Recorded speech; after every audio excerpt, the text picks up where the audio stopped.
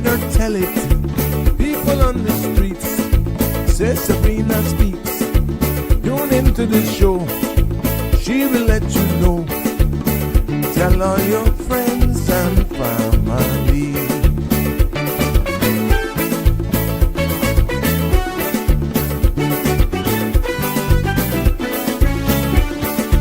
Real talk is no joke. You get the news straight up from grassroots and concerns. You can hear with some people gone. So tell all your friends to tune in to Good evening, Cayman. I'm Sabrina Turner, and welcome to Sabrina Speaks, your daily dose of clarity, truth, and community insights. Every weekday from 5 to 6:30 p.m., we're tackling the issues that affect you, from national headlines to grassroots concerns. Whether you're in traffic or winding down your day, this is your chance to hear it straight and speak your truth. So buckle up, Cayman. We're not holding back. This is the show. We gotta let you know. Now we got to go.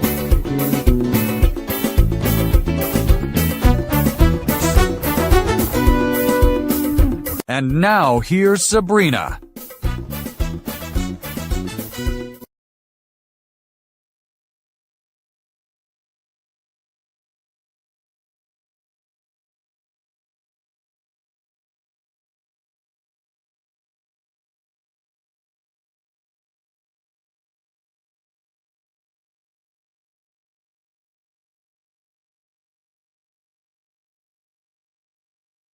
Good afternoon, Cayman Islands, and good morning to our global family. Yes, welcome to Sabrina Speaks. Yes, it is a pleasure to be back here with you on this Wednesday afternoon. We know it's morning in another country, definitely over there in Australia. It's a different day. And to our family over there in the UK, we know it's getting late in the night and we know that you stay up. We thank you for your support. It's good to have you with us every day, literally. Yes, today is hump day.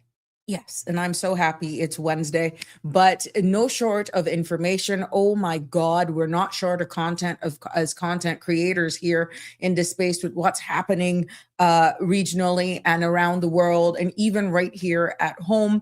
You got to keep it real. You got to not only be conscious of what's happening regionally, internationally, but you keep your finger on the pulse with what's really right on your doorstep. But yes, it's good to be back with you here this afternoon for another thought-provoking, engaging conversation. I know yesterday got a little emotive. I saw the comments, but you know what? You're entitled to your opinions. They're welcome here. And you're all welcome here as long as it remains respectful. I will definitely not want to take anything personal in respects of your opinion. And the way in which I structure this show is based on research that I find, not taking one side or the other. It is objective, and I'm not clouded by political alliances or anything like that. This is all for information. But it's good to have all of you joining us for this episode of Sabrina Speaks, where we're voices of the islands, conversations for the world, and the podcast where voices rise, stories unfold, and inspiration definitely takes center stage. I hope that you've been having a wonderful afternoon thus far, and to all of our persons out there on the front line and our uniform service officers, thank you for your service. For all of you who are out there in the healthcare industry, again, as well, thank you for all that you do. The content you're about to hear, including any discussions or opinions from myself, guests, and or participants, is intended solely for general informational and entertainment purposes. It's not a substitute for professional legal, medical, or financial advice. I encourage you to consult with a qualified professional for your specific concerns. Bridge Media Limited and all its affiliates disclaims all liability for any decisions or actions taken in reliance on the information presented. 345-936-8255 is the number to call to be a part of the discussion if you so desire to join us here live. That number, I'm also able to accommodate and receive WhatsApp messages. And of course, I will protect you if you want to share those messages anonymously. So that's 345-936-8255.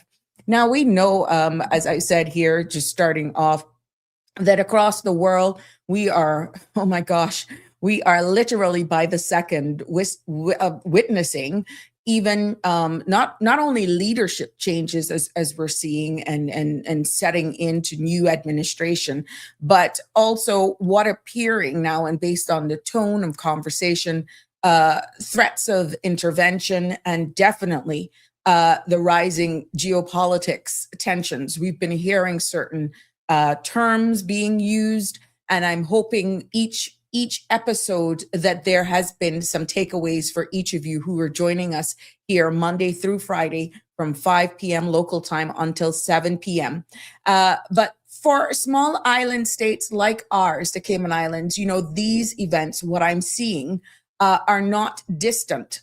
And what we're seeing, they ripple across even our shores, directly or indirectly. And as we are the Cayman Islands, though we are a British overseas territory, we cannot pretend to be insulated. I have said this repeatedly over and over and over again. Our very own proximity, our tourism sector, our financial industry, and even our food security are really tied directly, say what you like, the United States. It's also tied to Canada and our Caribbean neighbors.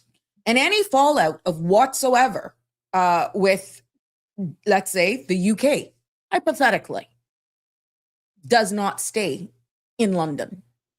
It lands right here in Georgetown, West Bay, and in Bodden Town. As I said, hypothetically.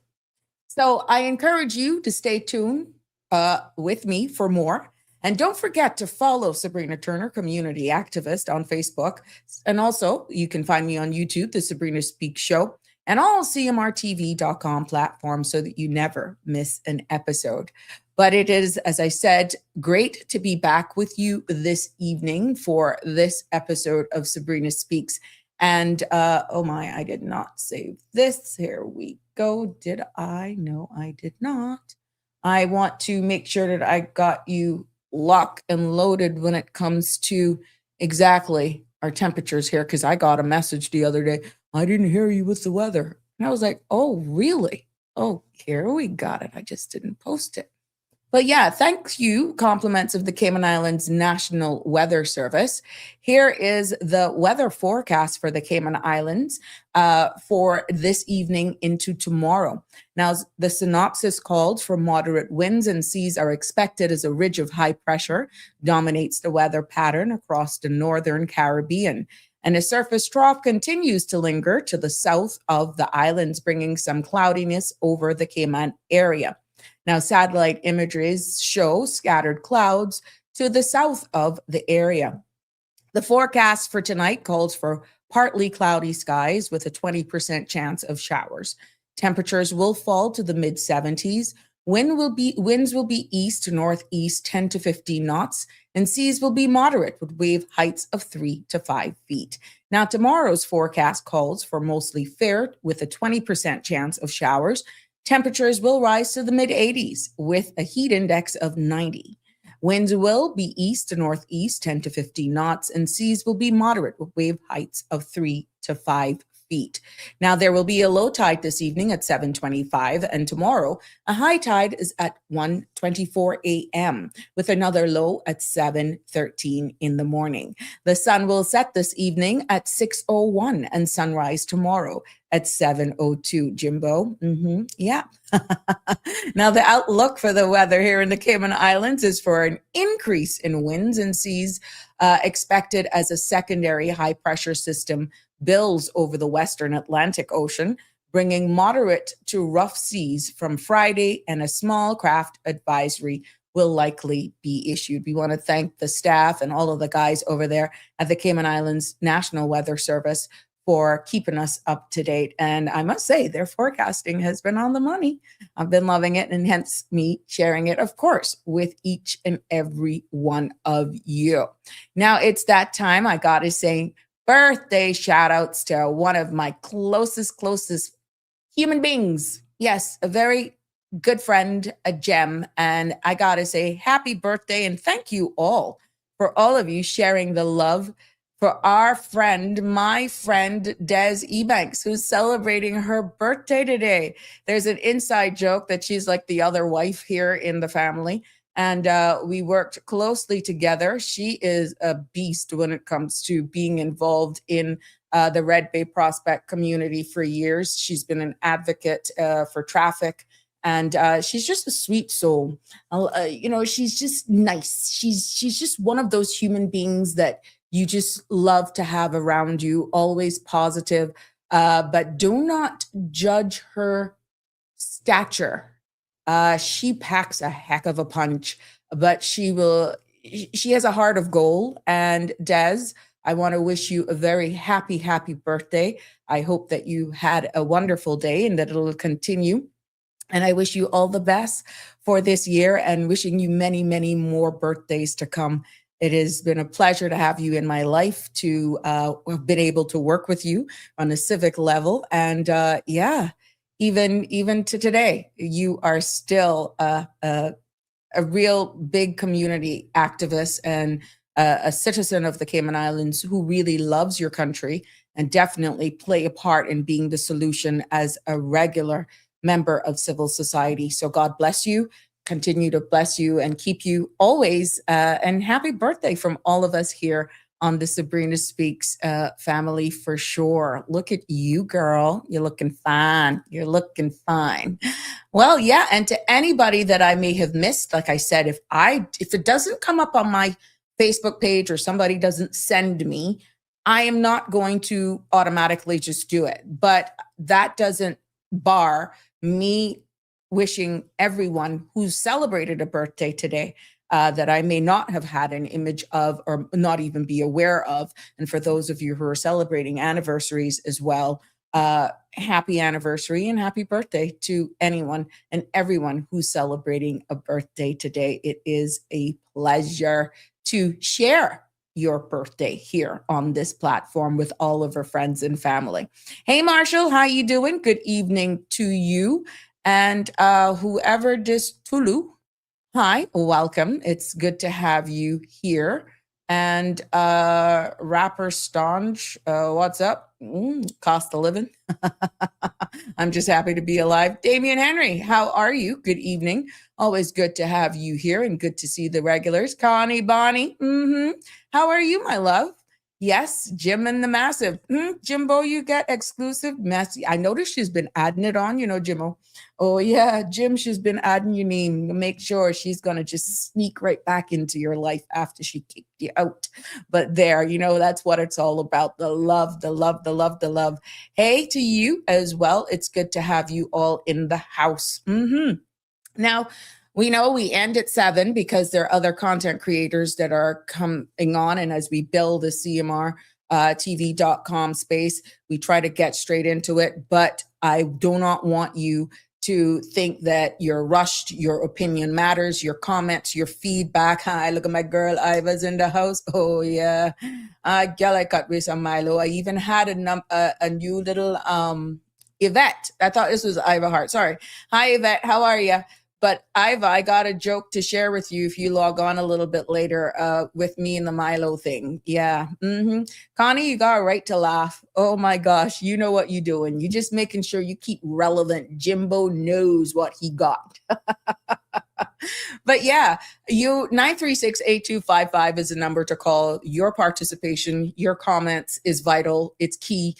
And your feedback definitely keeps the space going. But I have to let you know, I told you that I would be doing a Have You Heard segment, both local and international, because sometimes with everything that's going, oh my God, the news, everything that's happening, it's just so much to digest. And that's one thing with us content creators. I must say, I must say, from the year begin, anyone who's in this, yeah, you know, Denver, um, anyone who's in this content creator space, you ain't short of content. Now, how you deliver is should be fair, impartial, and of course, it has been identified by you, our supporters, that we have been able to remain objective and just deliver facts, right? But we ain't short of content, and it's almost like I got almost a week of content, just pretty much between 24 to 48 hours, but it all depends on how. What you will always get from me, though, is welcoming your feedback, because even though it is the Sabrina's space, the Sabrina Turner's podcast, it's nothing without hearing from you. And this is why I encourage your participation. I encourage your feedback because I want to hear your views. I will bring topics. I will highlight certain things, right? But I need your feedback because it's just not only, again, what information I share. I'm very cautious with my opinions because I want to remain nonpartisan. And that helps steer the conversation. It shows respect for each and every one of you who comment. And you will never get me judging you based on how you interact and how you engage. You'll see whether you lean this way, you lean that way. But it also opens up my perspective to maybe see it from a different perspective based on what my research is. And the good thing is, research isn't left or right. It's just facts. So you bringing another perspective, I try to make it hardly in life. There's when it comes to certain topics, especially politics and religion, you can't say you have a bulletproof delivery because you just have to respect other people's opinions, right? But I will do my best to always give you based on research, and I challenge you to go to research a lot of the stuff that I present here, and you will find that it's there. And this is why I constantly make sure on the side I see what you're saying so that I can include you because this is our space, right? So just looking at have you heard, because there's just so much going on, right? That today, I don't know if you've seen it, the progressives have filed a motion. This is locally. The progressives have filed a motion that could reshape how Cayman's democracy works at the district level. Okay. And what I got from that is that this motion aims to protect representation in each district. This is pretty much what I got out of it, ensuring that local voices are not diluted or even sidelined. And these are some of the safeguarding district seats, what it's going to or what it's being proposed, right? And this is about really keeping the balance of power, from what I'm getting from this, to the people rather than centralized. Now, I'm quite sure you will hear more about this when it's tabled on the next probably sitting of Parliament. And what it actually do is actually triggers this motion, will be triggering activating community councils.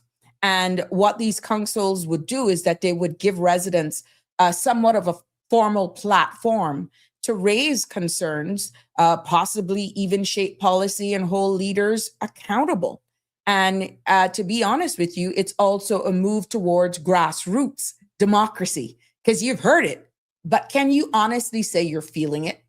And with the grassroots democracy, it's also taking this trajectory of strengthening the links between citizens and elected representatives even more. Now, we know the dynamics of the Cayman Islands political system because of our very size, the nature, and everyone pretty much knowing everyone, that MPs are pretty much very accessible, so accessible that people from other jurisdictions shake their head because of how front-facing we are. And it's just unique for us here. And we're seeing now where that now is leading into where this motion is, that it strengthens the link even more between citizens and elected representatives. So you may say, well, who cares? Why does it matter? You have been asking for district councils, right? This motion is triggering that. And in a time of what we're seeing happening in real time of global uncertainty, and we're hearing more about accountability and local accountability, that's becoming even more important. These district seats as being proposed here is envisaged or as proposed, which we will hear more from those who are tabling this, will actually safeguard representation is what is being proposed, while councils empower the communities at the district level, in this case, to speak up rather than to stay silent. How much times have you heard me actually say that here, that the silent majority can no longer be silent? And there's a portion of today's episode that talks about the consequences of remaining quiet, because I spoke to a young adult today, a young adult, Caymanian adult, who asked a very poignant question in regards to everything that was going on. So our young people are listening, and they are getting very concerned. I like the fact that they have said they've gotten information, thank God, to some of the episodes here. They're also streaming other platforms as well and hearing other shows, and they're putting it all together, and they're all doing their own research. And it's heartwarming when they actually reach out to you and engage in conversations, which I will share that with you later on. But also, have you also heard yesterday that this whole thing about riding in the back of a truck is in a truck bed now? I thought the play on words for Sandra's article was quite comical, but I'll leave that there. But bottom line is that riding in the back of a truck is against the law here in the Cayman Islands, just in case you missed it. For anyone who is a local here and knows this was a fact. It was always in the law. I grew up here all my life, and pretty much I know that riding in the back of a truck is illegal, but it was not being enforced. And this falls under the traffic laws, and or should be. The responsibility rests on the shoulders of the Royal Cayman Islands Police Service, whose job is to keep our roads safe. And but this safety isn't just a responsibility of the police. It's everybody's business. So I guess if they see where it's not being enforced, you're constantly seeing people riding in the back of truck beds. Everybody's saying, well, okay, obviously we're not hearing anything on it, but we're hoping PRs like this, educating one another on this, that we will see it, making sure that the police knows that they are in breach of the law should people be seen riding in the back of trucks, and they're not held responsible for breaking the law. So at the end of the day, when we follow the law, we protect ourselves, our family, and definitely our community. And I will always be an advocate for obeying the rules of the road and obeying the laws, period. And when you're saying even obeying the laws, it's not a punishment, even though it's maybe cool. I know when you go looking for crabs and that sort of stuff, oh my God, yeah, that's fun. It is pretty cool to ride in the back of a truck, I must say. I've done it as a child earlier, not since it's become illegal to do it. But it's all about prevention. That's the big takeaway. And we need to put value, because every life really matters and every voice counts in upholding that law. So I just thought it was important for me to also highlight that. But interesting play on words there on the CMR platform, definitely. Thank you so much, Denver, for acknowledging that. Yeah, like that, Milo, just like her. Shaka Zulu, how are ya? Good to see you here. Always good to have you in the house. Denver, perhaps the politicians are hearing Denny's cry for the people to stand up and let their voices heard. Maybe I'm hoping that they are. I know one thing for sure, Mr. Douglas. They listen. Every one of them listen. They either have somebody else listening for them, but eventually they do get feedback from all of the platforms. That's why they have comms. That's why they have PAs or persons watching out over them. And if there's a topic that comes up to a specific ministry, it will be smart, because this is where they actually can get and hear the voice of the people. And it's worse if they're not having quarterly meetings in their constituencies, or however, in whatever format they want to do it in. How are they going to know the pulse of the people? And this is what happens, unfortunately, when people says, well, oh, it's during the campaign season, I was hearing from you, there were all these meetings, yada, yada. Campaigning is totally different than after an election, okay? It's engaging and keeping your constituents informed of key things. And there are numerous of crafty ways you can do that by remaining connected with your constituents. And one of those places is, listening and coming on platforms such as this, and other platforms. And of course, engaging with those who have elected you. Now, there's also international. Now, let's look at the international scene of things. Of have you heard Australia's 2026? Yes, I'm going there. Australia's 2026 reset of its work permit system. So it looks like everybody, my love, is doing immigration reform. But even Australia 2026 has restructured or reset its work permit system. And it's all about raising the bar there in Australia. And when you look at the old rules versus what now they have in effect, they allow multiple overlapping visas. Lower salary thresholds are being addressed under the old rules, and uneven state targeting as well. Whereas with the new revision for 2026, the new rules consolidates more in a bespoke package, visas into skills in demand framework. That's interesting. And it also shows raises in salary floors, like minimum wage, which we saw here. And it even sharpens state priorities. So even impacts on international students, creating pathways for clearer, but also stricter pathways as well. So at the end of the day, when you look at what is new, they are consolidating into a streamlined skill demand framework, which means they have compiled a lot of data for years, which clears the streams of high skill essentials for and regional workers. So they got their hand on the pulse on what their demands are. And when you look at where employer sponsor foreign workers, in comparison to what was in effect, where employers could sponsor workers with variable processing times and inconsistent criterias for demanding these foreign workers.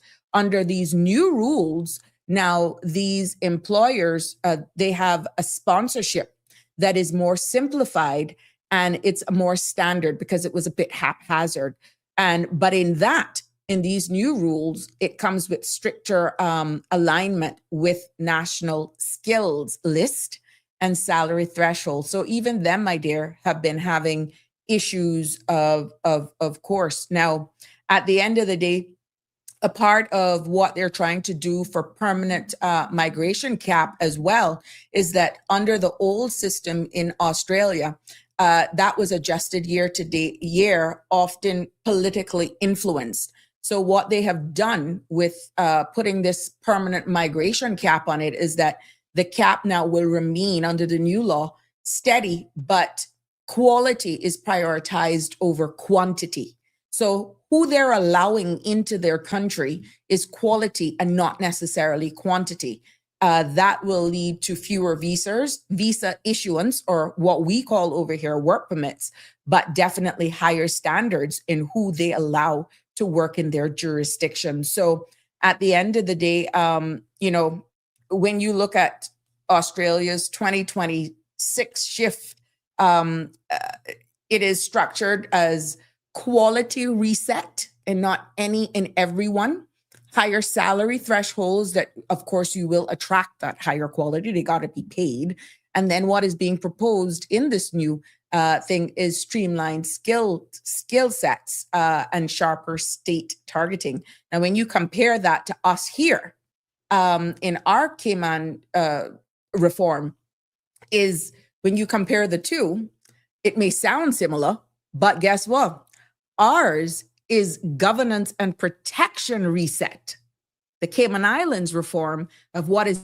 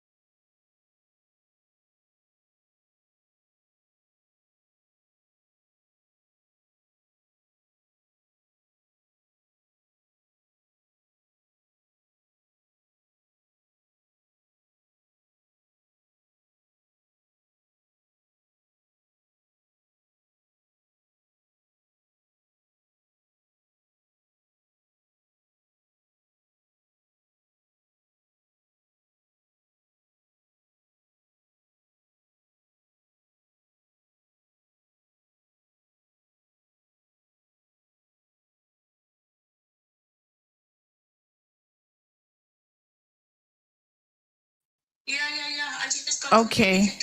Oh my gosh. All right, no worries. I'll hold it down so you can get back in.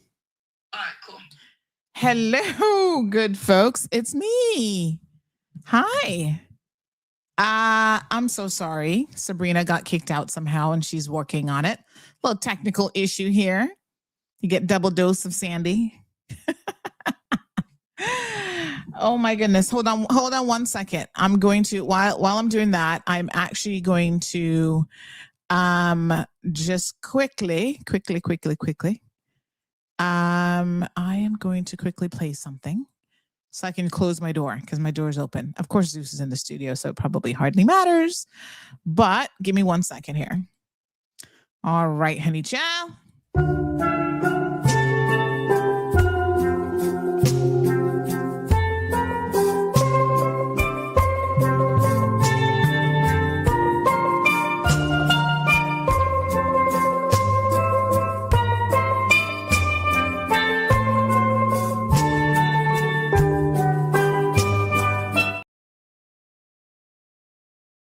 Okay. Yes. I'm going to hold it down so she can jump back in. How's everybody doing? Everybody had a good day? Hello. Hi. I see you. Who do we have here? Shaka Zulu. Big up yourself. Honey child. How you doing? You're good? Awesome. We got pleasant surprise. He says pleasant surprise. Oh, yeah. Here I am.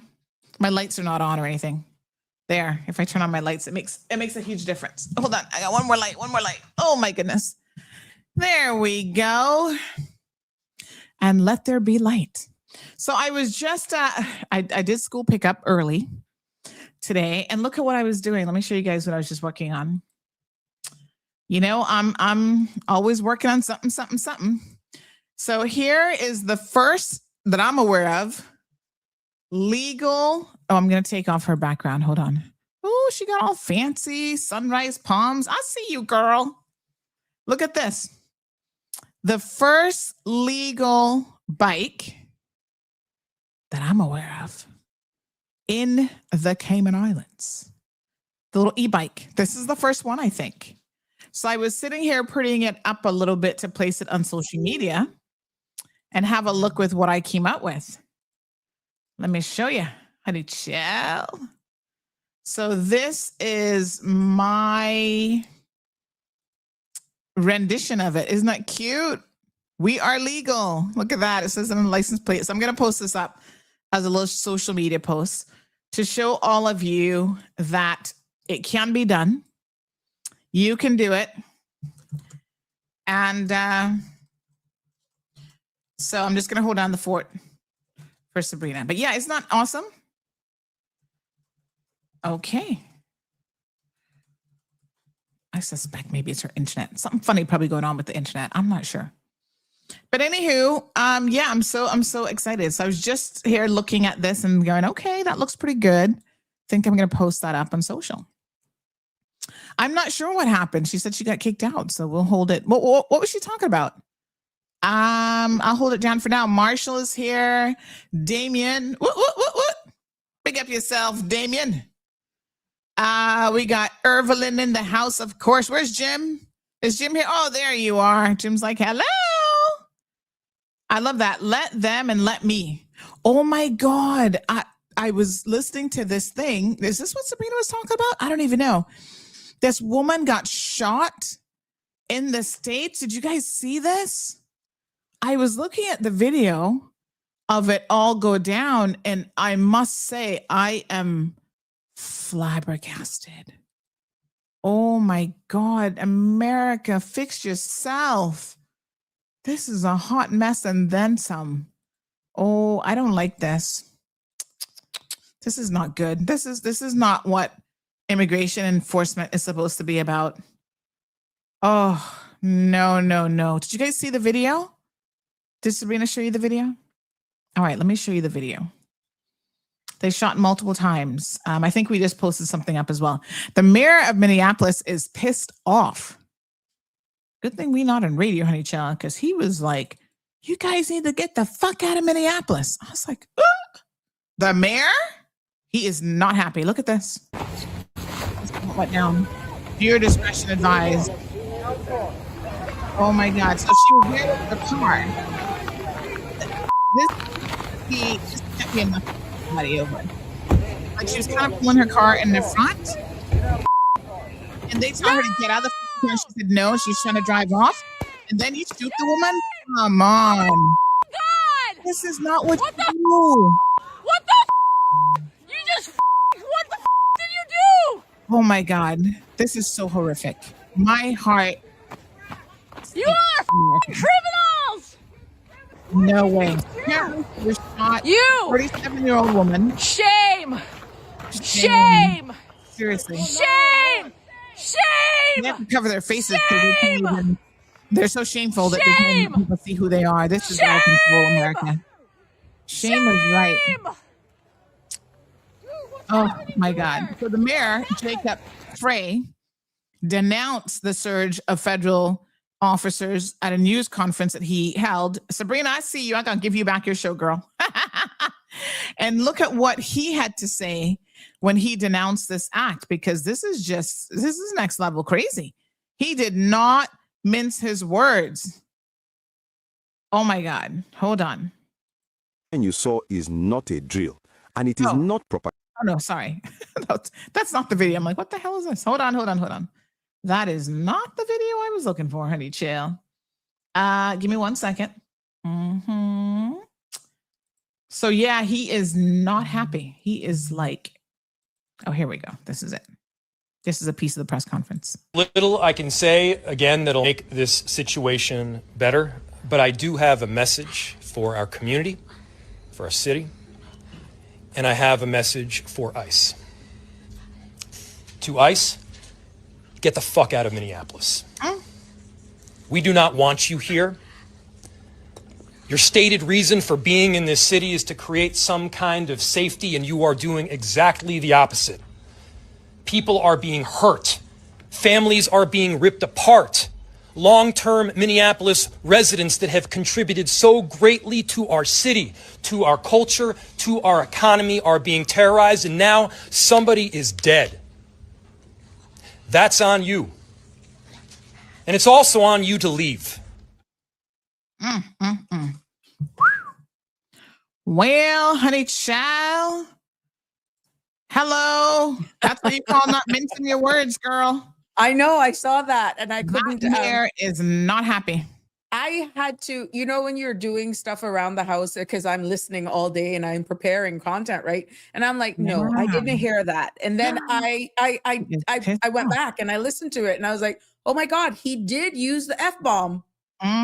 But the comments under that though is, wow, they're not looking at what he has said and based on the act. It is, they now have come after him and his state. Really? No way. Yeah, you got to go to the comments. Like, oh my God. Yeah.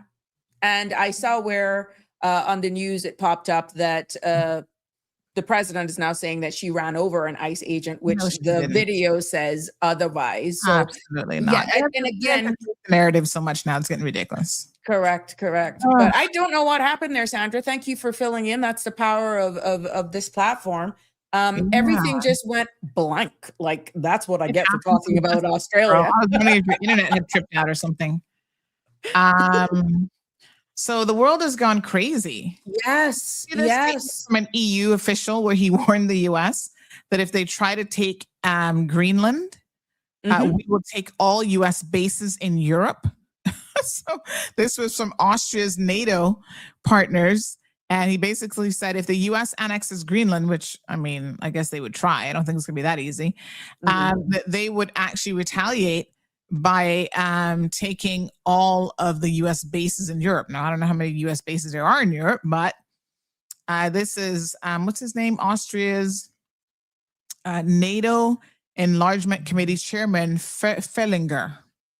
So he had some choice words for the Americans. There's a picture of him pointing.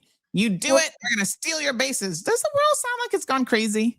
Well, I think for us, better. the world, we used to hear that, Oh but my it was God. more on the other part of the world. Now we're feeling it. It's like the Western Hemisphere and the geopolitical climate is just suddenly changed. And that was a part of some of the discussion that I was going into, because I heard our great friend Denny there was asking, who would you like to be under if it was a powerhead? Would it be China or the US? And I actually have the difference. I did some research on that. What if, but, and then it went on to a lot of my research as well, that the Monroe, where that was derived, the Monroe ruling, and going back into time with all of that, and how you compare it with today and really what's happening. So you may say, well, is the United States being posturing themselves as saying, look, I'm the sheriff in this town, and going back in history from the 1800s, you're not going to step in my neck of the woods.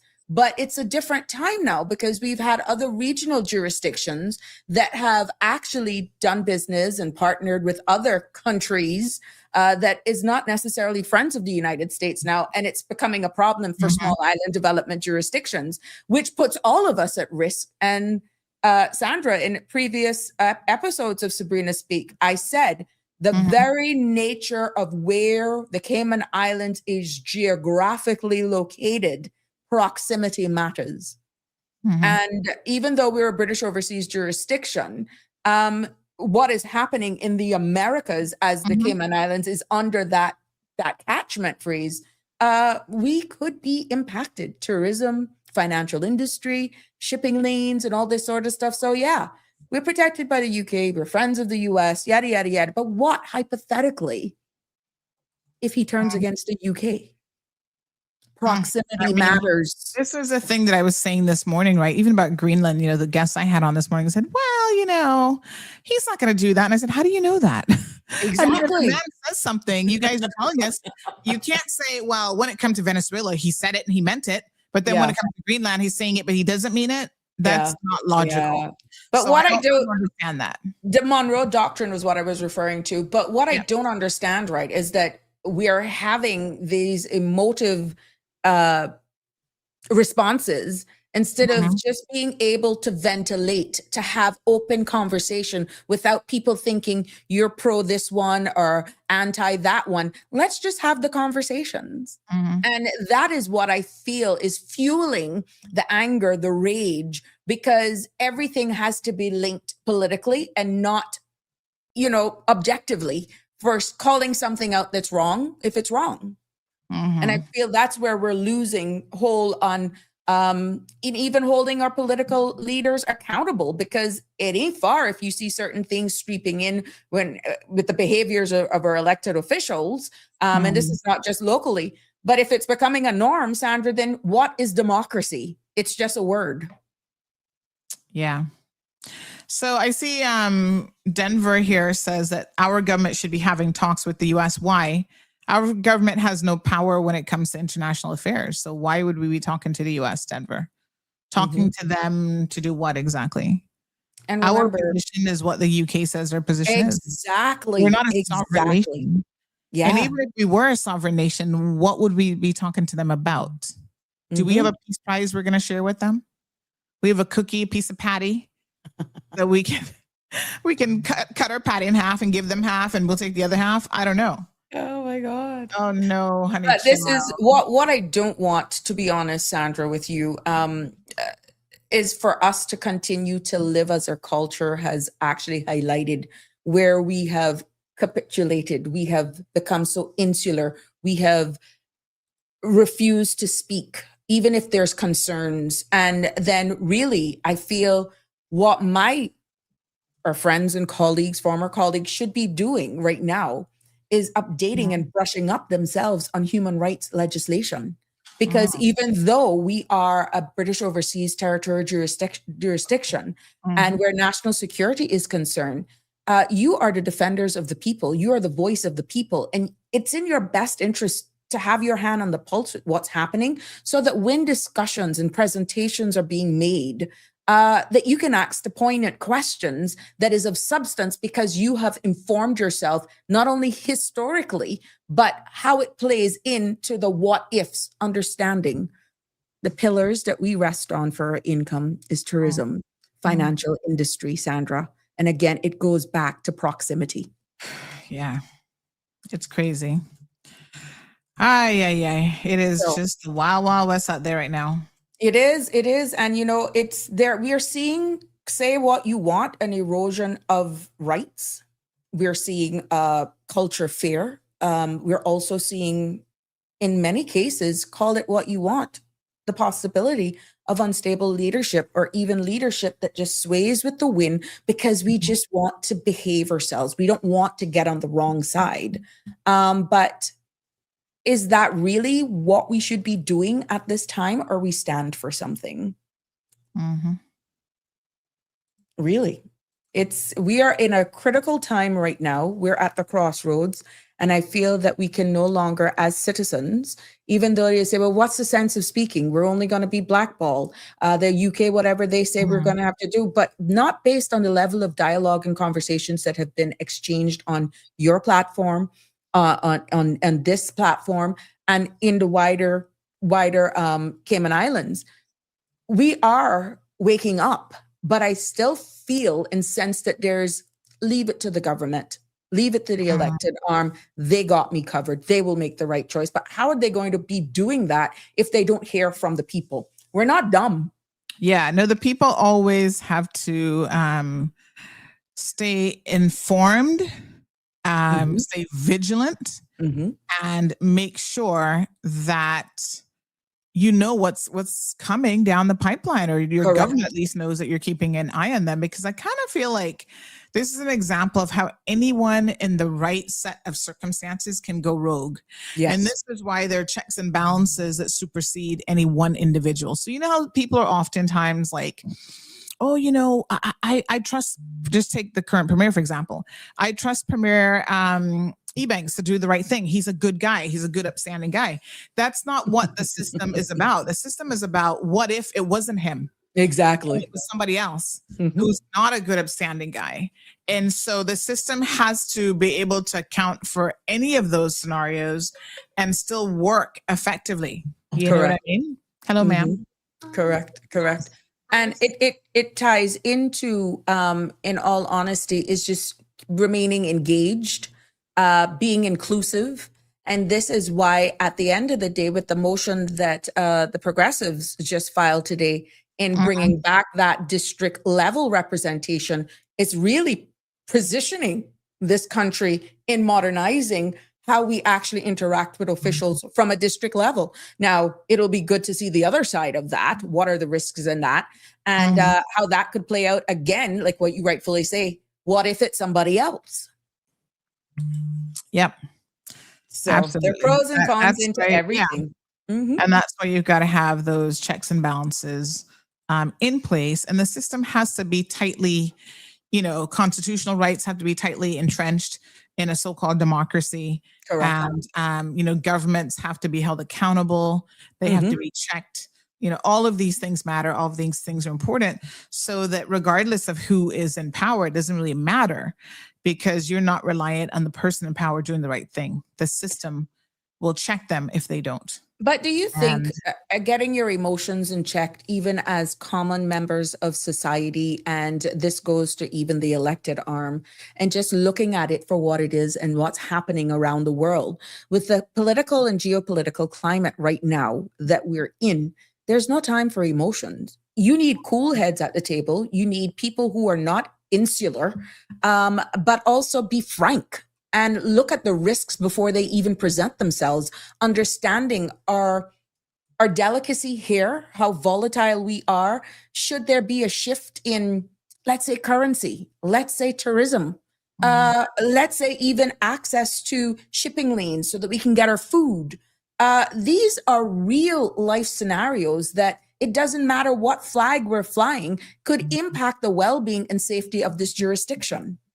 And I feel that this emotion of labeling it, oh, I prefer Andre, I prefer this group, I prefer that group. No, The campaign season is over. Let's look at what is before us right now, because it's going to impact everyone, good, bad, ugly. And we need to really be honest. How much power or how much say do we really have as a British overseas territory jurisdiction? Mm-hmm. Well, I think in situations like this, we have to admit that we don't have very much at all. And I know that, the governor issued a statement over the weekend. Yeah. But even prior to that, we had MP Brian the week before, when things kind of started to escalate with Venezuela, request an actual position from the government. So he did send them an email. Mm-hmm. And basically they were like, oh, we'll wait on the FCO to get back to us. So it's not like the governor is in a position to do much. She just relayed whatever message the FCO has. And so that didn't really give me a whole lot of faith, to be honest. But I was just like, okay. There was a lot said, but a lot not said, because there's a lot that she can't say, because she, at the end of the day. Yeah. So this was back in pre-Christmas that request was made. And basically it was kind of like, yeah. But what are you going to do? Exactly. And I see where Damien Charles has said, don't be scared of fear mongering or gaslighting. No, we're not. We're just wanting people to speak up, Damien Charles. And to be honest with you, I think the more we educate on ourselves as a British overseas territory, that we understand, stay in your lane. This is where we can go. This is how high the ceiling is outside of being speaking like we're independent. We need to just come with the realities of that. And don't talk about the word independence, because are we prepared for that? That'll be another very interesting discussion with what's happening geopolitically right now. Nobody's suggesting that at all, because you see what I'm saying? So if we had to get our own military, Lord help us. I mean, I'm not quite sure how that would work for us. I mean, not for nothing, but those coconuts can't be used in. I understood you, Damien Charles. I understood you. I was just highlighting what you were saying. Yeah, so it's very interesting. It's very interesting, the turn of events that is happening. We are sensing fear. The video that you shared there is just heart-wrenching. If that is what it is on immigration reform, and you're seeing the stance, there's something about dignity. There's something about just dealing with. You can enforce. Yeah. This even comes back to what we do here with immigration enforcement and stuff, right? You can enforce your immigration laws and policies without doing so in an inhumane manner. Correct. And I think what we see going on with ICE, we have several people now die in ICE detention centers who, like one guy, he was a business owner and he'd been in the US for 30 something years, contributing to the economy and everything like that. I think to myself, there's a better way to do this. The way in which it's being carried out is really problematic. And I think that they feel, I guess, like they have the permission of this administration to do it any way that they want. Like they go to people's, homes. They go to people's homes. They're going into private businesses with, mask on and all sorts of stuff. And they have no right to be in a private business without a search warrant. So some of those businesses have actually turned them down and said, get out of here. You're not welcome here. And there's nothing they can do about it. Schools and churches? At one point, were they going into churches and schools? That's supposed to be a safe place? When people have a court hearing, most people believe that the justice system works and you can go to court and you can appeal these things and whatever. And even if they have a favorable appeal, they are being grabbed as they're walking out of court. They're being chased in the bathrooms at the courthouse. I mean, it's just too much. Like it just cannot be sensible. It's just, oh my God. But when you do the separation of the political arm and the operational arm, somebody must have given an order for that to be done.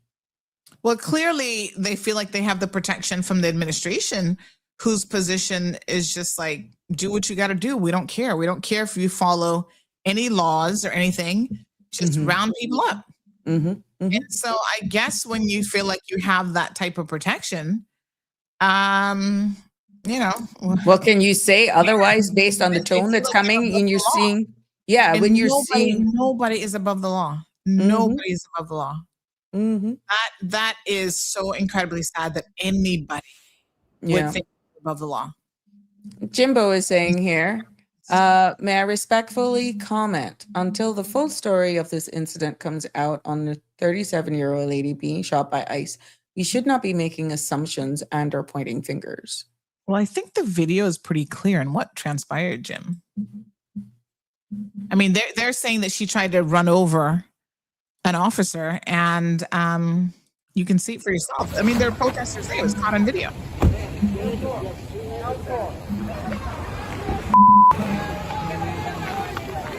don't just shoot an unarmed woman through a windshield.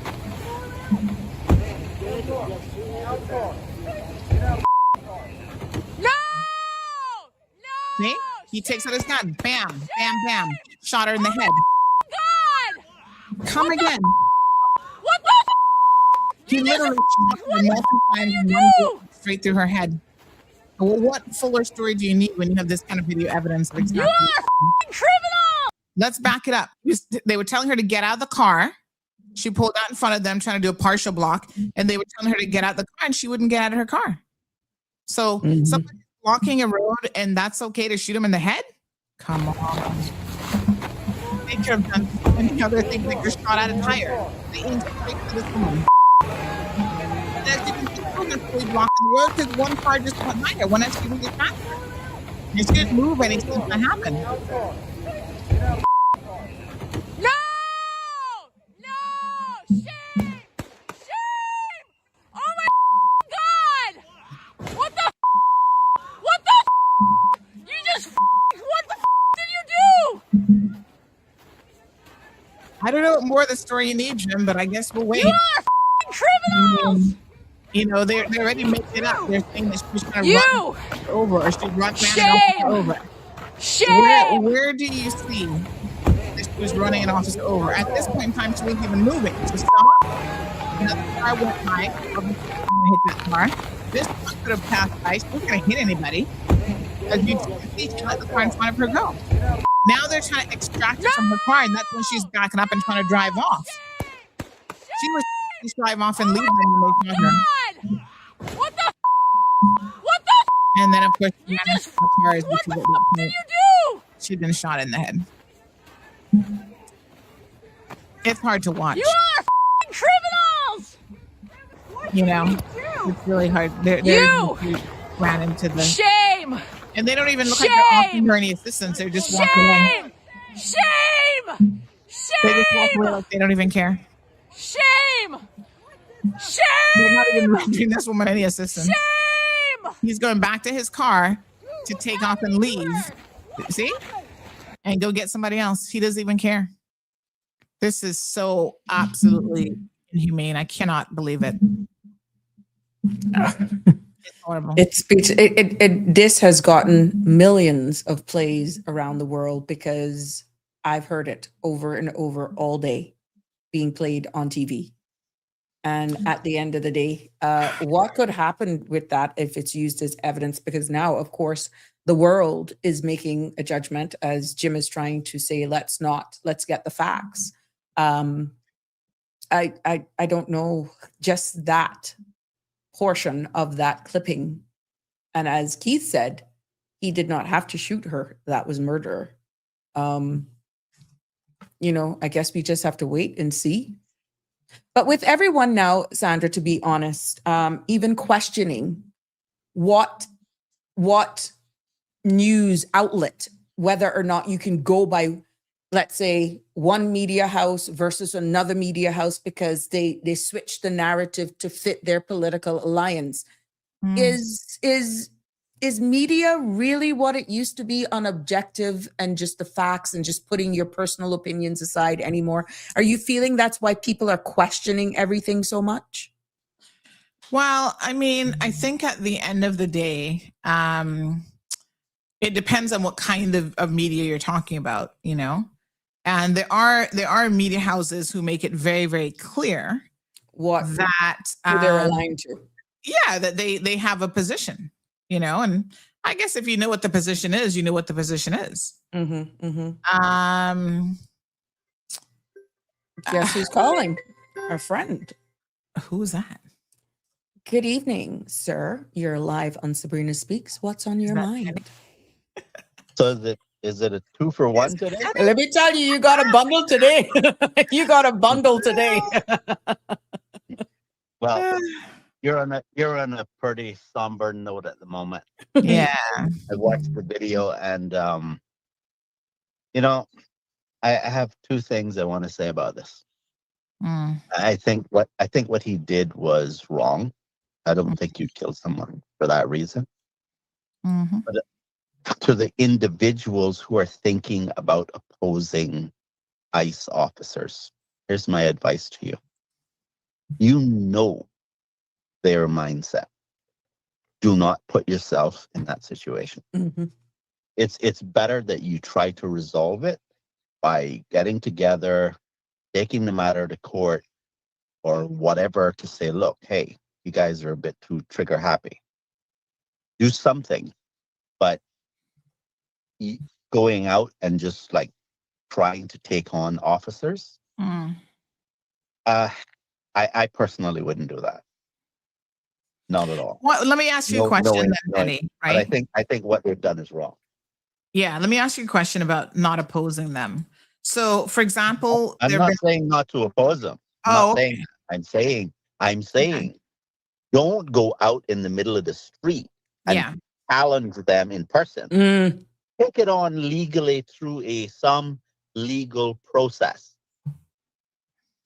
but don't go and take the officer on. Let me ask you that question then, right? You know how I mentioned earlier that they're actually going into businesses, restaurants and stuff, and trying to do that sort of thing in a restaurant which is owned by someone. And a lot of those restaurant owners have said, you got to get out of here. We don't want you doing this in here. You have no legal authority to do so. You don't have a warrant. You can't do it. Are you saying that even in that situation, those business owners shouldn't stand up and say leave to the ICE agents? Or are you just saying like something like this, where they're on a public street, not to protest? Well, like how far I'm trying to understand what the perimeters of what you've just said, like how far does it go? I like that question. Every entity, whether it's a business or whether it's an individual, is subject to the law. And if I'm understanding what they're saying correctly, it would go something like this.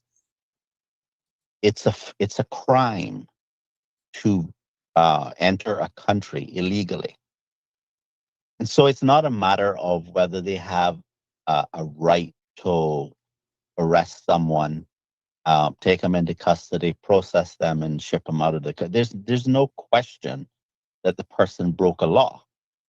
No, but that's not necessarily true, because they're arresting American citizens even.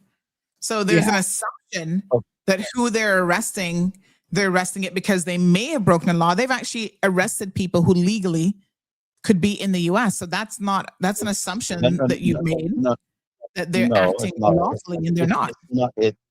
I'm not making an assumption. The only thing that I'm assuming is that, yes, the person that they're pursuing, they believe that person is there illegally. Now, I'm not trying to say that they didn't make mistakes. That's not what I'm trying to say. What I'm trying to say is that the purpose that they're pursuing is to obtain persons who are in the country illegally. But there are legal perimeters to them even being able to do that. I am not saying no. Okay. I'm saying to you that if you say to an ICE officer, you can't come into this store. I'm not saying this is what I'm not saying to you that this is what they're going to do and this is how they're going to respond. I'm just giving an example. What if the ICE officer responds by stepping outside the door and saying, we have reason to believe that person that we see inside your building is in the country illegally. Okay. Well, if they you do it might say outside, then that. I guess that's on them, but they're not allowing them to come in their business and do it. No, I understand, but the question is if the ICE officer believes that the person they see inside there matches the identity of someone they believe is in the country illegally, can the shop owner hide that person from a federal agent? Well, they're not I don't hiding them think from a federal agent, but as long as that person is in their property inside, ICE agents are not permitted. They're not supposed to be going into private property without a warrant, and they're doing that. So they've been going into restaurants and stuff, and they don't have the legal authority to do that. And so business owners have been enforcing their legal authority and saying, no, you cannot come in here. You have to leave. Okay, and what I'm saying to you is, what if the ICE agent steps outside of the place? Well, and they they're can step outside and wait in for them as long as they want, I guess. Right, but that's not the only question. The other question is, if the ICE agent is saying to them that they believe that that person is in the country illegally, are you saying that the shop owner can legally say, I'm going to help that person evade? But that's not what these people are enforcement of the saying. They're law? just saying you are not coming No, in no. inside of our business to do this. They Sandra, don't care what's going Sandra, on I inside their hear business. you. I hear So then that's not what they're doing. you're not listening to what I'm asking you. I agree with you, which is why That's not if the the person has a example. lawful if the so-called illegal immigrant has lawful business inside the restaurant. They're sitting there eating, even if they're working there. That is not evading or helping that person to evade ICE custody. ICE has no legal remit on the interior. The reason why I So- said in the example that the officer steps outside of the property, he's outside. I'm acknowledging that he can't go in without a warrant. Okay. But I'm saying, I'm asking you, okay, now this person is aware that law enforcement is saying that they believe the person they see inside the store is a person who's in the country illegally. And they're saying, I need to speak to that person. Are you saying Well, when that, they come inside, they can speak to them. I mean, I'm okay, not understanding the point. but until then, Yes. what you're saying is that they can know that the person that's inside their business, and they have no obligation to the what, country, to to them the out? state. Well, I mean, to eventually they're going to hand- leave, right? I mean, presumably, right. no one's going to stay I there. understand that. I want you to tell me that they have no obligation to assist the law in obtaining that person. Mm-hmm. That's what you're saying to me. They have no obligation to do so. No obligation to help ICE? Yes. No, they don't. Okay. Do they work for ICE? No. No. I don't know what all of the laws are and the way in which they're worded. I don't know. Well, I'm asking you. yeah. And so, but I don't agree with that use of force that took place there in the video out in the streets.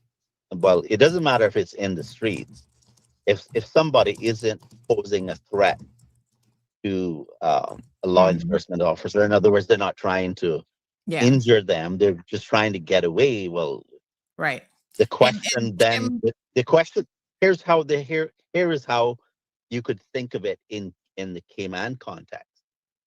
If the person, I don't know whether that's the case with this woman that was shot, but in the way the right to life is worded in Cayman, and the derogation to the right to life is that if the Cayman Islands Police Service believes that the person who is trying to avoid being arrested is a danger to society. The Cayman Islands Constitution order allows for the RCIPS to use all the way up to deadly force to prevent that person from escaping. That's in the Cayman Islands Constitution order. Now, I don't know all of the laws in the U.S. about this, but I'm just saying that I think that was grossly excessive force. Yep. Well, her family will have a good lawsuit now, but unfortunately, she's not coming back. Ms. Dorothy says, somebody please correct me if I'm wrong, and I've never heard the police shooting anyone in the Cayman Islands. That's actually not correct. We had a police commissioner. Was it that he shot him, Denny, or he ran him over with his car? Ran him over with his car. Okay. Yeah, Dorothy. He pinned him against the fence. I think they have shot people, though. There was a guy that they shot who was a criminal, allegedly. And he was trying to get away. And I think in the act of him trying to get away is when he got shot, as I recall. I think that was an incident in Windsor Park area a couple of years ago, a few years ago. Yeah, something. I think I don't remember that one or two, Dorothy. It's probably not wide, obviously, because most of our officers don't even carry guns. But there was some kind of operation. I know of an incident where someone was trying to escape the police. I think it was on North Church Street, and the police officer shot out the tire on the car to try to prevent the person from getting away, and lost his job. And they shot the tire. He shot the tire. And Kim says, why couldn't he have just shot at the tire? That's what I said earlier, Kim. And, I think there was, but here he was fired. Right. Yeah. Do you guys want an exclusive? Before I go, I'm going to let Sabrina take over because I'm on mommy duty now, so I got to give somebody some work and other stuff to do. But I thought you'd enjoy this little exclusive video. Remember Mikey, the Caymanian that was in ICE custody? Here's an update. Everybody, I'm driving, so I can't really look at the camera, and it's probably bad. But I just got a call from our lawyer, and my husband's case has been reopened. So I am very, very excited to... At the next traffic lights, turn right. Sorry. I'm very excited to get a call from my husband so I could tell him the good news. I am so grateful to everybody. We're not out of the woods yet, but this is a major hurdle. So I just literally got off the phone with my lawyer. They said that the judge looked at his case, reopened his case. They removed the removal order, and that he's back to where he was the whole time he's been here, which was which is a legal status that now he can officially change with me as his husband. He's totally eligible for his green card. Now we're back to doing the process and all the right things that we've been doing all this time. Now, there's still going to be maybe 2 weeks, maybe 3, where we still have a hearing with a judge to explain everything, and hopefully that judge will grant us the green card. And also, we need to bond him out. So that GoFundMe money is going to come in real handy, because we're going to bond his ass right out of there and right back into my arms. So I couldn't wait to make a formal video. I'm going to get my damn haircut, and I'm just, I'm so happy. I'm so relieved that at least we are headed in the right direction. We are not out of the woods yet. We still have a bunch of more hoops to jump through, but overall, this is all very favorable. This is all very good. So I can't wait for my husband to call me, so I can tell him. It sucks that I can't call into him. I know the lawyer's going to try to call into the facility too, but you know, it being ICE facility, we don't know how they handle that kind of stuff. So I can't thank everybody enough for rooting for us, for praying for us, for signing the petition, for donating money, for sharing our story, for everything. I'm so, oh God. Oh God, I'm so grateful. I'm so happy. I'm so relieved. I can't tell you guys how much it really means. Like, there have been so many of you that have sent me personal messages, that have reached out, that have given so much to me when I had no more to give. And this is just the most, we were saying today is day 44 that he is in the facility. And I was on the phone with my pastor, Reverend Amanda, this morning. So that gives you an idea. Obviously, you know, people are relieved. This is but one story. This is someone that we know. So I don't know. It's just, I mean, I feel like, you know, someone who lived in the US for 15 years, you know what the laws are. In my case, I went there as a child, and I know that my aunt got legal advice and she did things the right way. I can't imagine living in an environment where you have done things the right way and you still feel like you could be arrested and detained at any minute. Like, you've got your papers, you've got your documentation, and you can still be arrested and detained at any minute. And it's got to be like, I can tell you now, if I were still there in this situation, like surrounded by all of this, and I was a green card holder, for example, or even, you know, because they are picking up American citizens as well, because, oh, you weren't born here. I'm pretty sure I would leave that country, because, you know, I actually have an option of coming to another country. So many people come here. This is a beautiful place. And I can never condone this type of behavior, the way in which, you know, you almost feel like I don't know what life was like with during World War II, when the Germans would go around picking people up. Yes, obviously they were taking them to gas chambers, and I'm not comparing that part of it, but the type of fear that people are living in, the type of even relief that this guy is getting after, you know, Mikey has been in detention for over 45 days. It's just, I couldn't imagine living with that constant type of stress in your life. Like, that's got to be really, really hard and really, really difficult. Right. So for the record, the gentleman is not Mikey. That's the No, husband. this is Mikey's husband, right? So Mikey is still in custody, but he's saying that it sounds like they're getting closer now. And Mikey claims that he didn't, you know, do anything wrong, and that they notified him of a date that he never got notification of and he didn't know anything about. So what could have been a clerical error has now meant that this man has been in custody for 45 days. And these places where they have them housed in custody are not nice places at all. So listen, unless you've been in this situation and you've been in somebody else's country, the fear that people must be having is real. I mean, I had a little bit of it as an adult, like, oh my God, I got to make sure I'm doing things right. I got to be compliant. And, you know, if I'm no longer a student, when I finish university, like, how long do I have to leave? And this was way back in the 90s. There's nothing like what's going on now happening.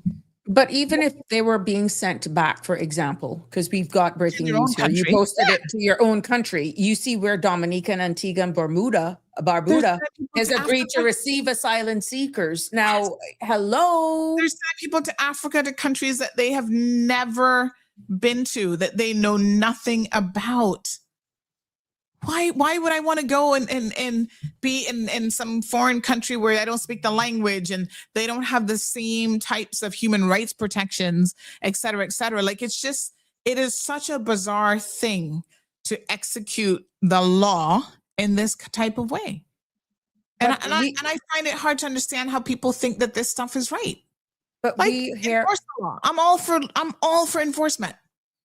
But small island development states, and just for the record, Dominica and Antigua and Barbuda is actually where do part they of have their CARICOM, but they already have their own issues as a small island development state. And I mean, when you look at it, maybe it's one of the 38 countries that they're trying to get off of that high visa list where they're banned, maybe in trade off for being removed from that not allowed in my country. I stand to be corrected. I think they were on a list, Dominica. They were on a list as one of 38 countries. It is crazy that a lot of people, in order to get that U.S. visa for their citizens, are willing to compromise their own positions. I mean, Correct. someone said the following in terms of what this might be compared to, and they said that the Americans rounded up the Japanese and put them in concentration camps right there in America during World War II. Japanese Americans lost their homes, jobs, businesses, etc. And that is true. I mean, listen, I feel torn because I did live in the US, and part of my heart loves America, but my brain that is logical and sensible, right, tells me to put those feelings aside, because the history of what Americans, the government, has done to people has been horrific. Killing people. Sandra. What they did to the Japanese Americans is one example. The Tuskegee what was it called again? The Tuskegee Research Project or whatever, right? Injecting people with diseases, African Americans, to see, oh, is syphilis gonna kill them? Like let's just give them something and see what, you know. There's something to be said for people who don't trust the government and who question every single thing the government does. You can't just blindly follow any government because, oh, it's a democracy and they're going to do right by the people. They have proven time and time again in very, very atrocious ways that they will violate the human rights of people, of individuals, and then they sit in judgment of other people. Now, I'm not comparing them to Venezuela. They're not on that level, but there are times when in history they have done stuff that is just as bad. Danny was weighing in on something. Oh, Danny? I'm sorry. Is he still there? Yeah, he is. Yeah. You see, Sandra, how the government is dealing with you. Unfortunately, there are people who think that you will be able to defend them and their rights so they can just remain silent. But that's not always going to be true, because situations will occur that you won't have standing. You can be sympathetic towards their situation, but unless they step forward individually, that'll determine whether anything is done at all. But what you're talking about is about the unfortunateness of governments abusing people's rights. Think about this for a second, is that the fact that you have a Bill of Rights in a country is like a receipt that is evidence that governments abuse rights. So it became necessary to restrain the government. Now, the problem is that the average person doesn't appreciate that that the entire concept of a society is that we help each other in these common efforts, like defending rights as an example, not just because it isn't affecting you directly at this moment, doesn't mean that that same government won't come for you later. And if you have to stand against the government by yourself, it's at that moment in time that you're going to understand why it's important to be sympathetic to people who are defending, asserting and defending their rights, even if you disagree with the right that they're asserting. Because of what pressures are put against you individually. Yeah. Right. Because it's a collective effort. Yeah. Because we're dealing with the government, which has endless resources, right? And it's not until you're walking in those shoes that you realize how powerful the government is. And I just want to encourage people not to continue being silent, but for us to all help each other to assert those rights, because you never know whether it's you, your child, your extended family, who is to be next. Please, in 2020, politics. Do not just sit down and because the situation that the government is putting you in right now, Sandra, I worry about that. That's a very dangerous road the government is traveling on. And in the Cayman Islands, there's too much silence. Please, please, please, please, let's change that. That goes Now, back into an earlier conversation that Sandra and I were having before you joined us about the silent majority can no longer be silent, but then they're fearful of a retaliation, retribution, and then they leave only certain people out front to actually fight the fight. But then look at what's happening, as you've alluded to. yeah, but okay. See, this is where this conversation about the type of society that type of governance model that we have is important. The more freedom you have, the more risk you're taking. So what happens is politicians promise you protection and safety if only you would give up X, Y, and Z. But understand that the more you give up, the more you're becoming dependent. Right. Right. And so you're then become at the mercy of the state because they have more power over you. And the question is, the promise of safety isn't really going to be delivered because at the end of the day, the government is going to act. Usually, when I say government, I'm talking about usually the ones who are willing to do whatever is necessary to get elected. You're not talking about the most moral character. Okay. And so those persons are going to decide, well, what should I do? And I guarantee you, in the vast majority of the cases, they're going to act in their own interest and not in your interest. Let me put you on hold to merge this other caller. Good evening, caller. You're live. Danny, continue. And so we shouldn't be lulled into believing that somehow if we just, let the government do this and let the government do that, it would be okay. No, remember this. It was the government before Hitler that banned guns. Look at what happened when the next administration came in.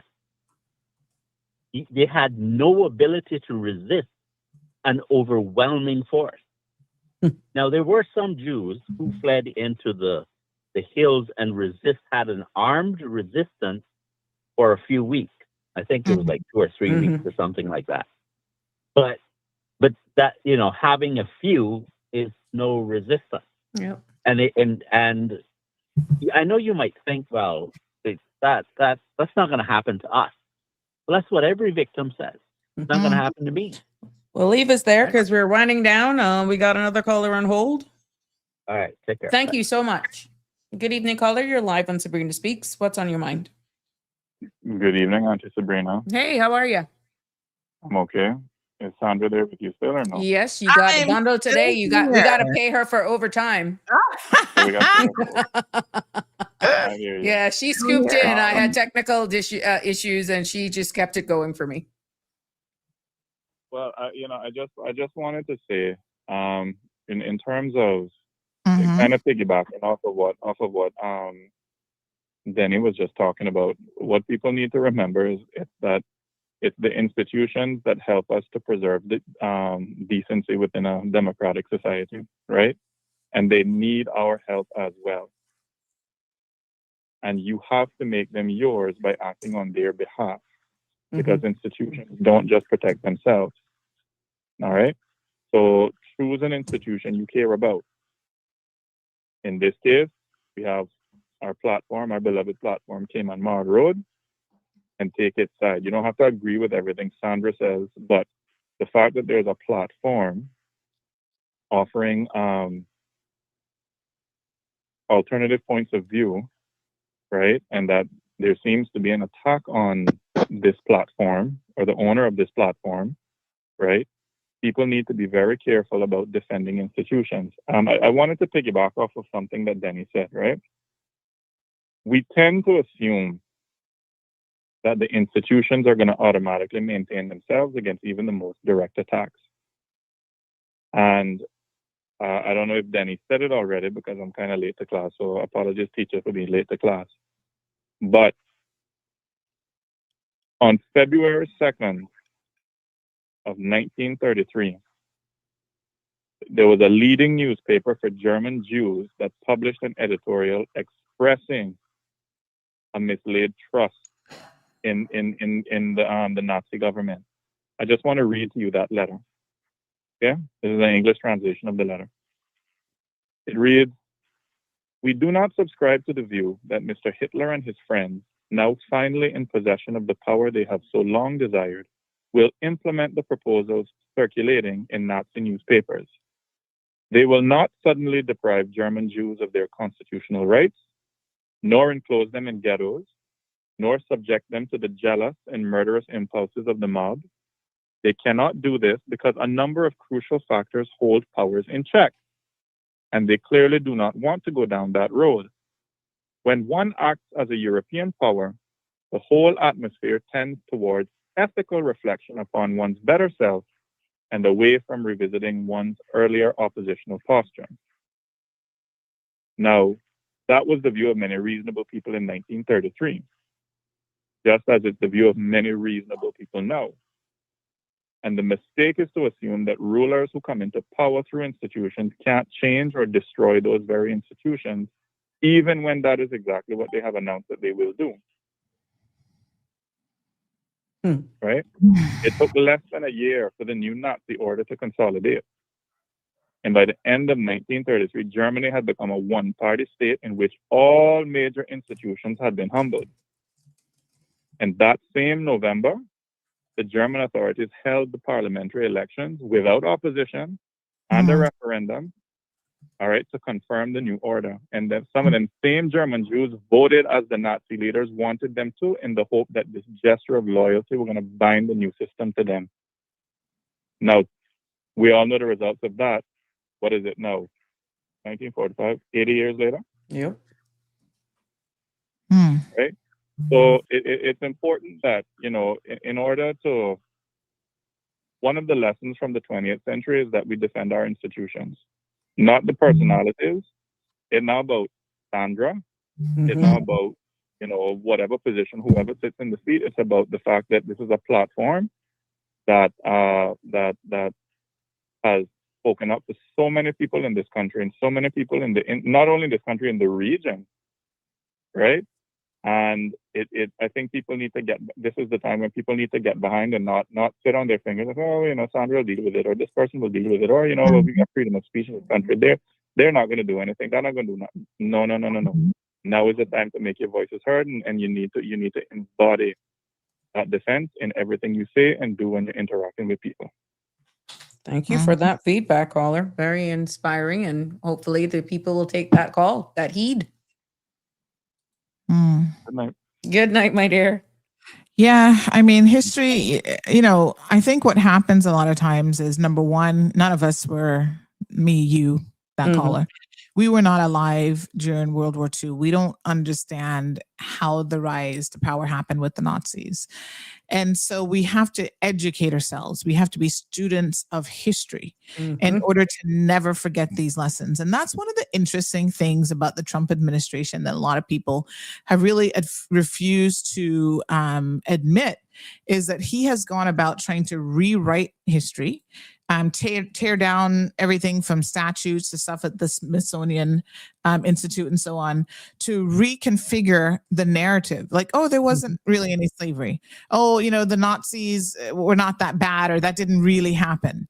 And so even with the rewriting of history, that alone is done strategically, because then it's easier to fool people. People, at least you forget.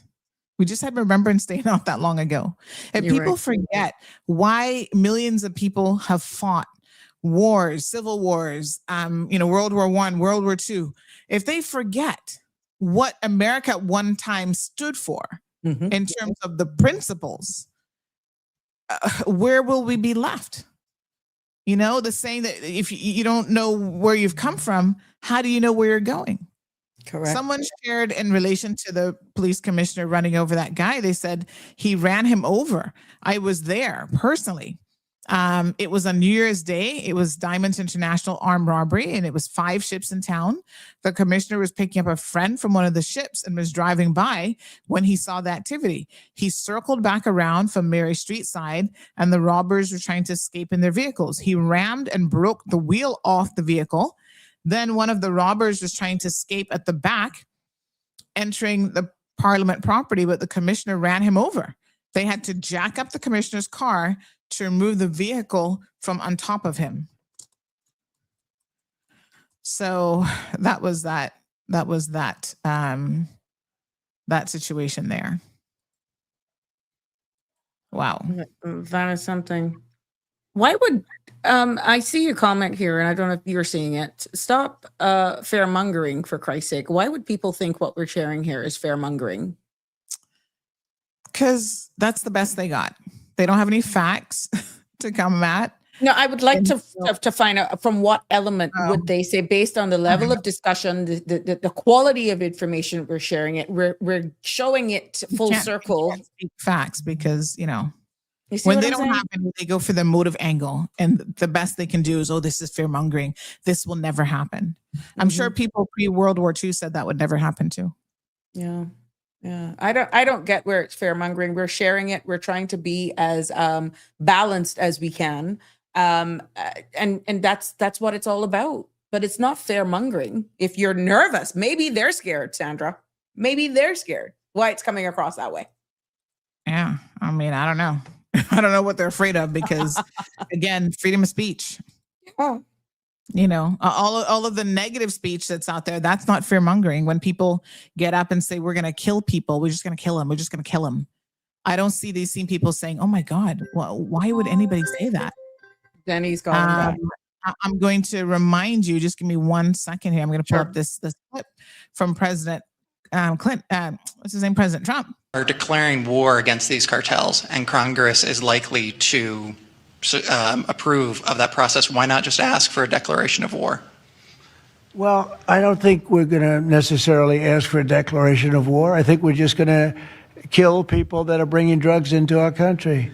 Okay? We're going to kill them. You know, they're going to be like dead. Okay? Yeah, you just kill people without any due process. That's okay. That's not fear mongering. That's okay.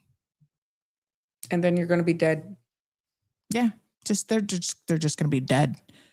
I mean, the question is, why not ask for declaration of war? He never answered the question. He didn't say why. He just said, we're not going to do it. We'll just kill him. Well, and he answered it in his way. I mean, you know, like we say, let them. When they tell you something, let them believe them, what they're saying. Mm-hmm. Denny called back. Hey, Denny. Hey. I would imagine that in a scenario where a person is highly biased towards a government, describe these kind of comments about what governments do as fear-mongering because it's advantageous to them. Mm-hmm. But it could be that the person is just ignorant of how governments actually behave, but I find that one hard to understand because, like I just said a few moments ago, the fact that we have a Bill of Rights that would need to tell the government not to interfere with a person's freedoms, obviously something had to happen in order for them to go to the trouble of creating that type of legislation, right? Because governments usually respond to events. And I would imagine that that if, you know, nothing had happened, they could say, well, you know, you don't think that's a stretch that we need to do that in light of the fact that nothing like that has ever happened before? That person really, I would suggest that they take the time to look at human rights and why they exist, and stop with that kind of response. Because, you know, just saying this, you see, Sandra, you said it good. You said that's all they have, right? When someone cannot respond to the issue that's being discussed, they usually resort to a personal attack. Yes. That's not helpful. That's not good communication. It doesn't resolve issues. All it does is make you continue to believe that you're right, so you don't actually need to engage in conversation with such ignorant people making these comments, not considering that you yourself may learn something. See from a different perspective. Yeah. I'll leave it there. Thank you. All right. Well, I'm going to run. I'm going to leave the rest of 15 minutes to go. You're holding on. You're holding on. Yeah.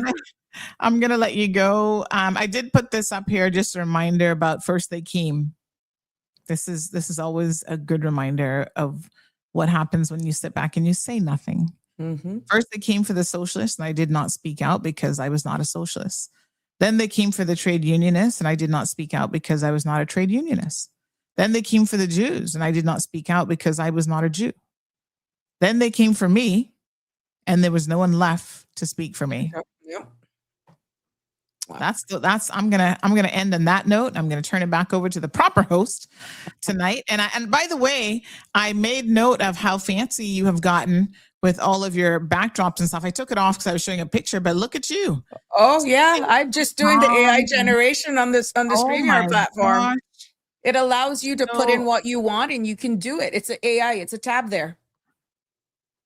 You can create that yourself. Oh yeah, I've never used that creation option. Yeah, I have a thing with water, so of course it's calming for me. Island girl. So I did it, and I kept saying redo, and this is what I want, and this is the feeling that I want, and bang, I felt it. Nice girl, you've come a long way, baby. Yeah. I'm still growing, right? Yes, well done. Thank you. All right, I'm gonna get back on duty. Okay. And thank you so much. I'm going to be posting a new e-bike that is fully compliant to show people it's possible. You can get licensed, you can get insurance, you can get fully compliant. Yeah, I heard you said you were checking insurance companies to see. Yes, I've got some feedback. I'm hoping tomorrow I'll be in a position to actually publish it. So I have gotten a few responses in the new year, and I'm going to collate it and put it all together. Okay, good. So that'll be interesting for all those persons who depend on this as their mode of transport to just be compliant. Thank you so much. Absolutely. Have a good one. All right. Good night, everybody. Likewise. Good night. There we have it. We have almost 10 minutes to go. And my apologies for whatever happened. But I saw, and I did actually, somebody asked me when we were doing that I should go and research obstruction of ice or something like that. There was a question that was posed. I actually went and grabbed it. Where is it? There we go.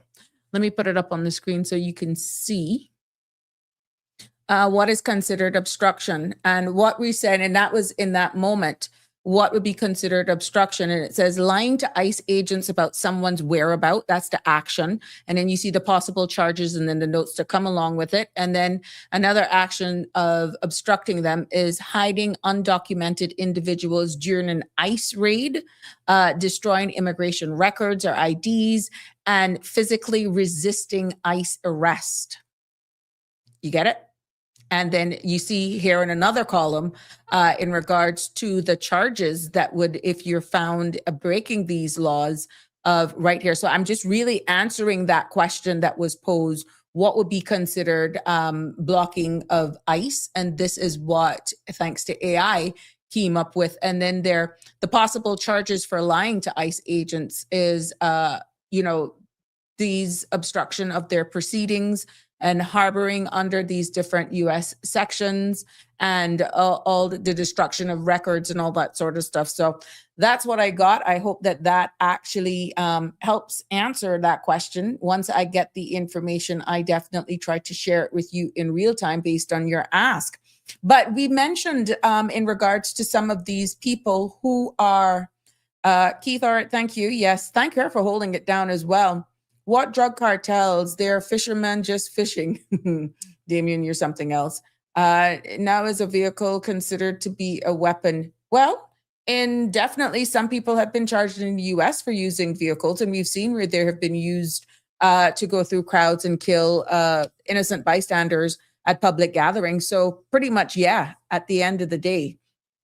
And going back to what we were saying in regards, and this is just a piece that I'm grabbing out of what I was supposed to deliver prior to those technical difficulties about Dominica and Antigua and Barbuda having agreed to receive asylum seekers from the United States. What was interesting is the fact that they're both CARICOM members. And, as a small island developing jurisdiction, we already have our sort of challenges. We already have with limited resources, some more than others. And then the question would rise as to why even accept it? And we are seeing where it's almost bartering, trading, trying to be on the good side of the United States.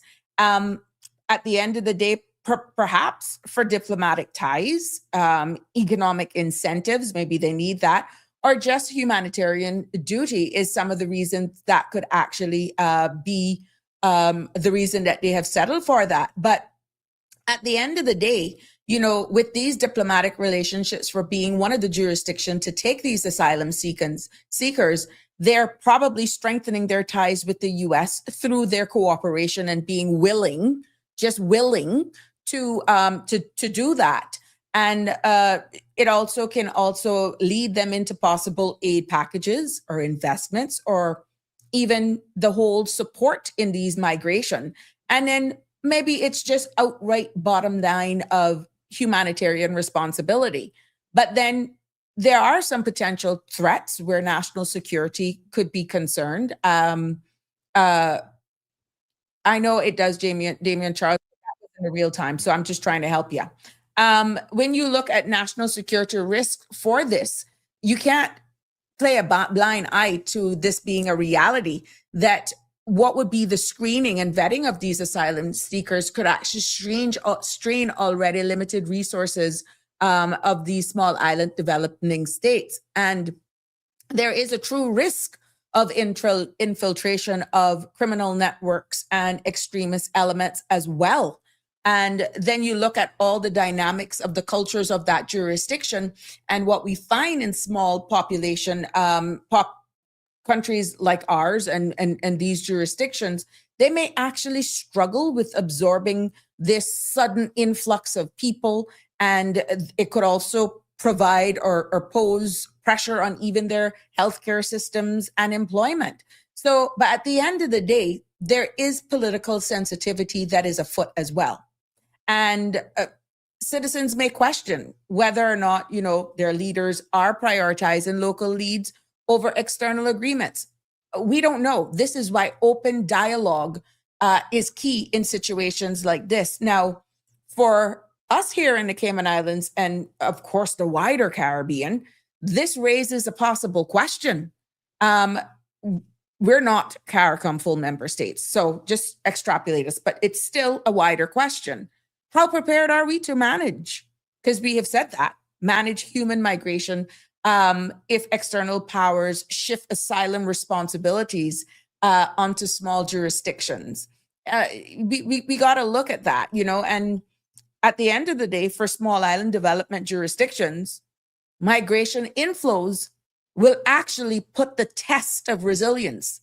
And it is what it is, a fragile economies that could lead into destabilization. So these are all the things that we need to consider for this. And who else may be actually finding themselves up against a wall that may actually say, hey, I'll take them in.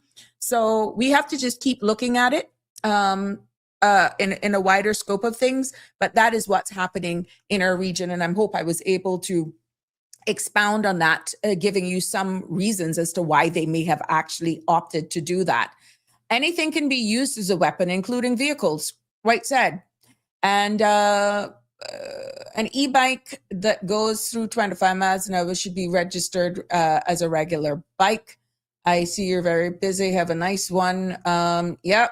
So Damian Charles, Sabrina, just an FYI, the searches on Google and AI changes every 72 hours.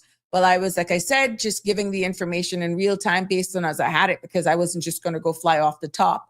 And at the end of the day, it's all about giving you the most recent information. And that's why laws and policies change based on the day. So yeah, it is what it is. But Damien, those islands are on the gray list for years and did not comply. So exactly, that plays into exactly what I'm trying to say, Damien. Maybe it's a trade-off. We don't know. Yeah. Jimbo is saying, Damien Charles, 1910 to 1920, courts began saying vehicles could be used as a deadly weapon. Oh, really, Jimbo? Yeah, and Damien is saying, you can see, I didn't realize that. I'm aware of that. That's why ICE agents felt threatened. She would not stop or comply. Oh, that's going back based on the video. Yeah, so there we go. This is what, again, I tell you, we are entitled to our opinions and we're sharing of information here in real time. And things change. They're very fluid. We're seeing what's happening. We're seeing what's happening regionally and around the world. And the mere fact that it's evoking emotions of what we're seeing displayed, not only locally, but also around the world. We're seeing the comments. And yes, I do read comments on a lot of the posts to get a sense of exactly what people are feeling.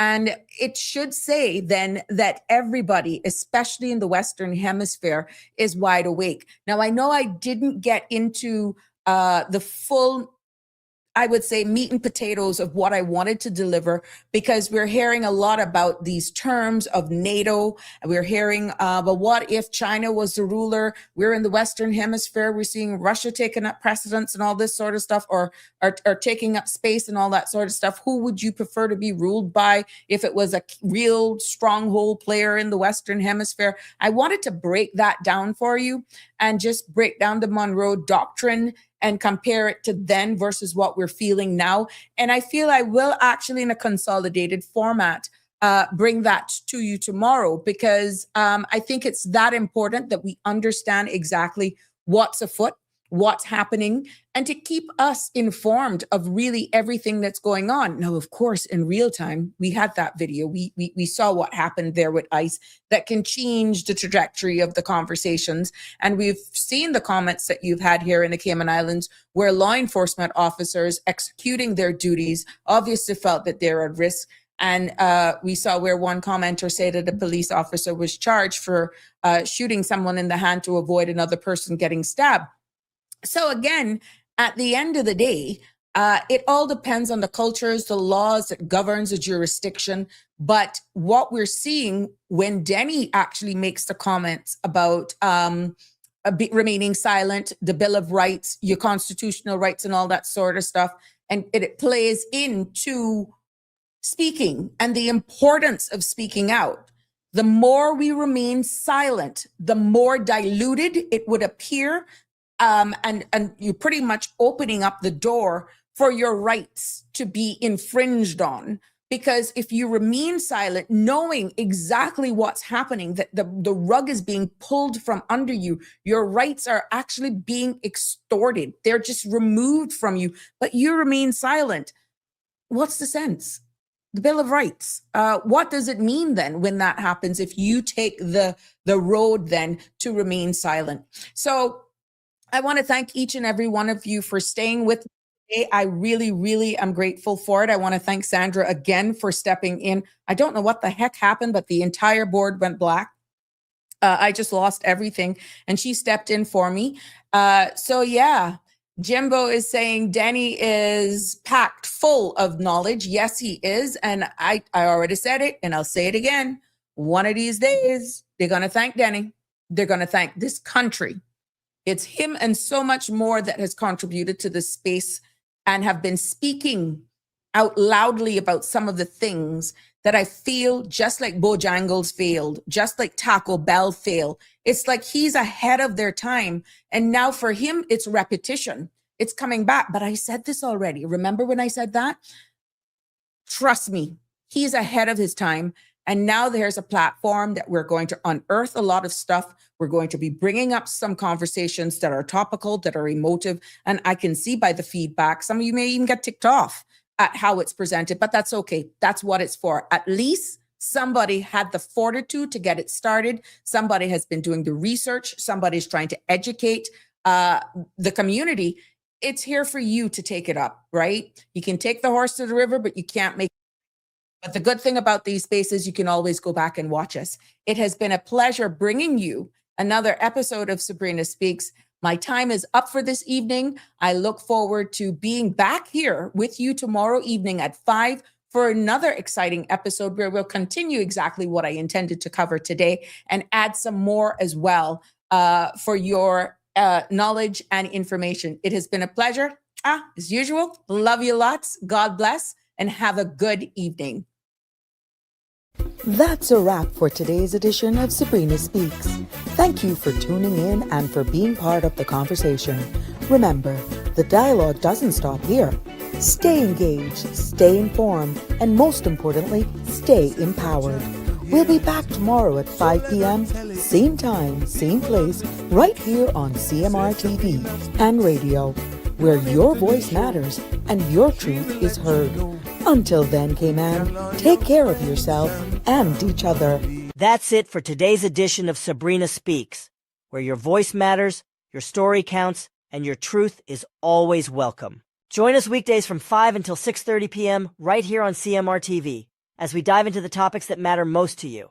Catch the show live or on demand at cmrtv.com. And don't forget to follow us on Facebook, YouTube, and Instagram so you never miss a moment. Until next time, stay informed, stay engaged, and always speak your truth.